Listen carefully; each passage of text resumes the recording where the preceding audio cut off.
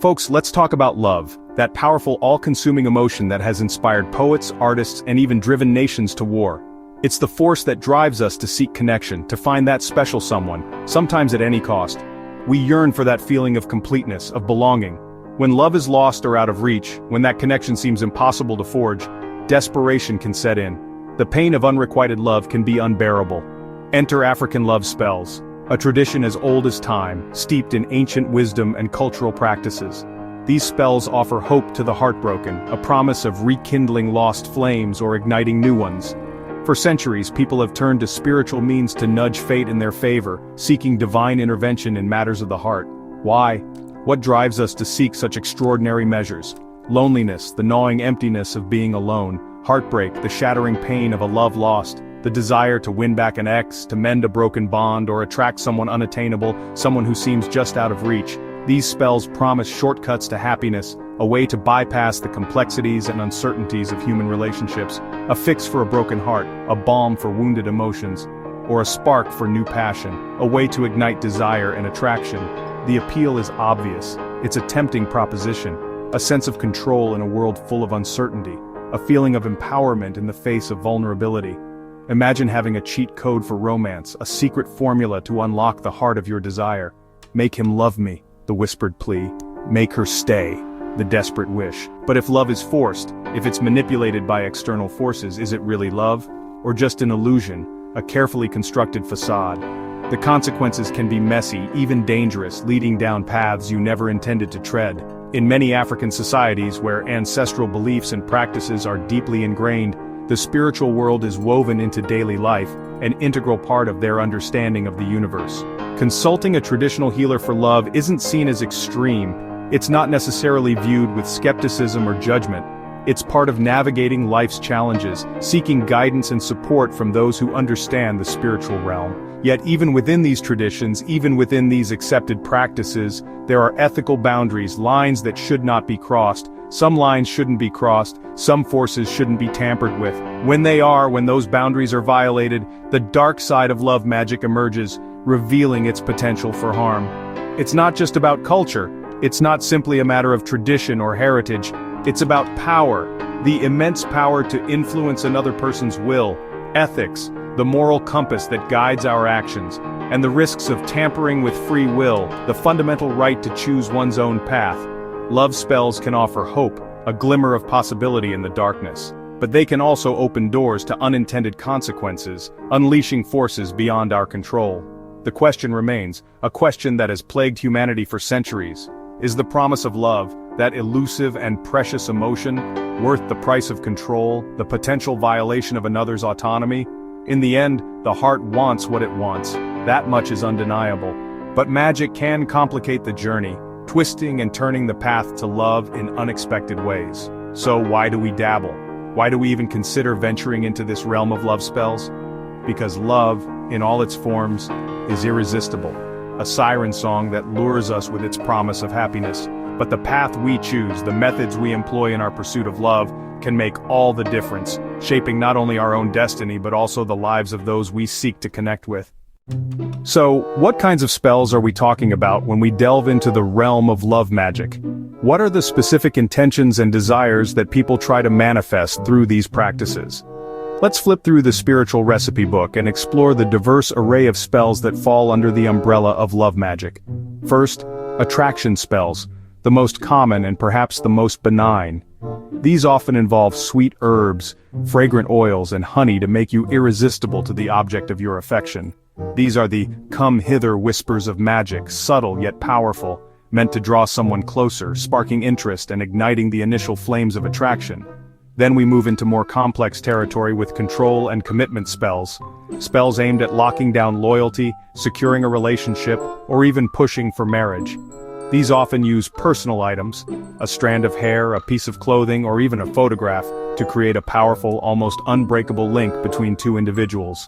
It's spiritual superglue, a bond that's intended to be permanent, binding two people together, sometimes willingly, but sometimes without full consent, raising serious ethical concerns. Next, we venture into the shadowy side of love magic. Breakup and revenge spells, fueled by heartbreak and resentment. Not all magic brings lovers together in blissful harmony. Some are specifically designed to tear them apart, severing connections and sowing discord. Jealousy, anger, and heartbreak become potent catalysts, fueling these rituals with intense emotional energy, sometimes using graveyard dirt or other symbols of separation to amplify the effect. And what about the ingredients themselves? Herbs like vervain, traditionally associated with love and attraction, rosemary, often used for remembrance and fidelity, candles, each color imbued with a specific intent, red for passion and desire, pink for romance and gentle affection, and black for darker aims, like separation or control. Honey sweetens intentions, but blood or personal items can be used for more intense and potentially dangerous effects. Rituals involve chanting, offerings, and precise timing aligned with celestial events, often shrouded in secrecy, passed down through generations. The line between harmless charm and dangerous manipulation is incredibly thin and easily crossed. Each spell carries its own set of risks and raises profound ethical questions about free will and consent. Whether the intention is for innocent attraction or forceful control, the underlying motive behind the magic matters most. In the complex world of love spells, what you seek, and more importantly, how you choose to seek it, can irrevocably change everything. The tools and ingredients may appear deceptively simple, but the potential consequences are anything but trivial. Love magic, in all its forms, is an undeniably powerful force, capable of creating profound joy or inflicting devastating harm. Handle with the utmost care and respect. So, you've gathered your herbs and candles, performed the ritual, what now? Believers say it's about tapping into unseen energies, calling on ancestors, spirits, or deities of love. The spellcaster acts as a spiritual go-between, channeling your desires to the powers that be. Sympathetic magic is key, like effects like. Tie objects together to bind, use honey to sweeten feelings. Personal items, hair, clothing, are believed to carry a person's essence, making the spell more direct. But there's also psychology at play. If you believe a spell is working, your behavior changes, confidence grows, attraction follows. Sometimes it's the placebo effect in action. The practitioner's skill is crucial. Their knowledge and intent shape the outcome, but if they're careless or malicious, things can go wrong fast. Ultimately, love spells blend belief, ritual, and psychology.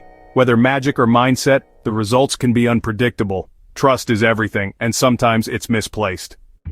So, you've cast your spell, poured your energy into the ritual, and set your intentions into motion. But have you truly considered what could go wrong? Plenty. The path of magical intervention is fraught with unforeseen consequences. Spells can backfire spectacularly, creating an unhealthy obsession instead of genuine affection, twisting desires into something dark and consuming, or even worse, targeting the wrong person entirely, leading to unintended heartache and chaos. Beyond the immediate effects, there's the very real risk of incurring spiritual debt. Tampering with another's free will often comes with a significant price, a karmic burden that can weigh heavily on your soul. Many spiritual traditions believe that you inevitably incur a cosmic IOU, a debt to the universe that must eventually be repaid.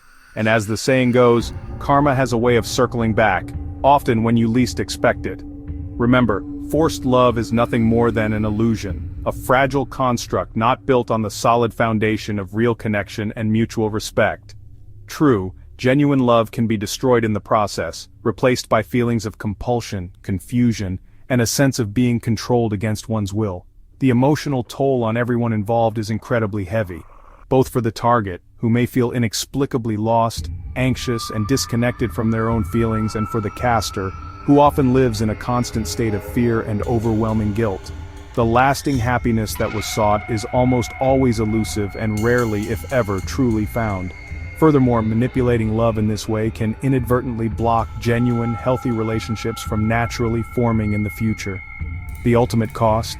Heartbreak for all involved, potential spiritual consequences that linger, and a lifetime of lasting regret. Magic, no matter how powerful, simply cannot force true affection or create genuine love where it doesn't naturally exist. It only creates fleeting shadows and distorted reflections of what could have been. The constant burden of maintaining control through magical means is ultimately exhausting and unsustainable. In the end, meddling with the natural course of love, trying to force its flow in a direction it's not meant to go, rarely, if ever, leads to lasting joy or fulfillment for anyone involved. and sometimes the ultimate price you pay is far, far greater than any fleeting reward you might have initially imagined. Suspect you're under a love spell? Don't panic. There are ways to protect yourself. Start with spiritual cleansing, ritual baths with purifying herbs, or smudging with sage to clear negative energy. Protective charms and amulets act as spiritual bodyguards, creating an energetic shield. Strengthen your spirit with prayer, meditation, and positive affirmations. A strong, confident spirit is harder to influence. If things feel serious, seek help from a trusted spiritual professional. But beware of frauds, use discernment and trust your intuition. Your best defense is a resilient, empowered spirit. Want to see love spells in action? Nollywood is full of dramatic juju-fueled romance plots, scorned lovers, magical interventions, and dire consequences. These stories reflect real anxieties about spiritual power. On African radio, late-night shows buzz with callers sharing tales of suspected love magic. The internet has taken love spells global. Countless sites promise to fix your love life for a fee. But beware, many online spellcasters are scammers, preying on the vulnerable. Nollywood dramatizes, scammers exploit. But the belief in love magic is real for many. People do seek out traditional practitioners, sometimes with hope, sometimes with regret. The line between fiction, faith, and fraud is blurry. Love spells are a cultural phenomenon, part tradition, part cautionary tale. Discerning truth from hype takes a careful eye. In matters of the heart, skepticism is your friend. Love magic isn't the same everywhere. Let's look at a few African cultures. Among the Yoruba, offerings to Oshun, the Orisha of love, are common. Honey, perfume, and prayers for romance. Divination systems like IFA guide seekers, but ethical practitioners warn against coercion. In Zulu tradition, muthi, herbal remedies, can attract love or attention, but harmful sorcery is condemned. The line between helpful and harmful magic is clear. For the Akan, ancestors are key. Blessings are sought for harmonious marriages, and displeasing them can bring misfortune. Across cultures, natural elements and spiritual intermediaries are central. Intent and ethics matter. Each tradition has its own rules. Love magic is diverse, nuanced, and deeply rooted in culture. It's not a monolith, but a tapestry of beliefs and practices. The pursuit of love is universal, but the methods and morals vary. Understanding the context is essential. The darkest side of love spells? Forcing love, overriding free will. This isn't about enhancing attraction, it's about control. Most traditions draw a hard ethical line here. Love must be voluntary. Manipulating emotions creates relationships built on deception, not real connection. The target may feel obsessed, confused, or even lose their sense of self. It's a form of spiritual and psychological imprisonment. The caster rarely finds happiness, only emptiness and fear. Forced love is a hollow victory, leading to loneliness and regret. True connection can't be conjured, it must be chosen. If coercive spells are dangerous, what's the alternative? Self-improvement. Become your best, most authentic self. Kind, confident, and passionate. Positive energy attracts the right people naturally. If you're spiritual, seek blessings for mutual healthy love, not control. Set intentions for respect, trust, and free will. Real love grows from honesty, shared experiences, and patience. Invest in genuine connections. Listen, understand, be a good friend. Let relationships develop organically. The magic of real connection is more powerful than any spell. Forced love spells promise quick fixes but deliver trouble. Choose authenticity and positive spiritual support. True love can't be coerced. It's found in freedom and mutual affection. That's the real magic.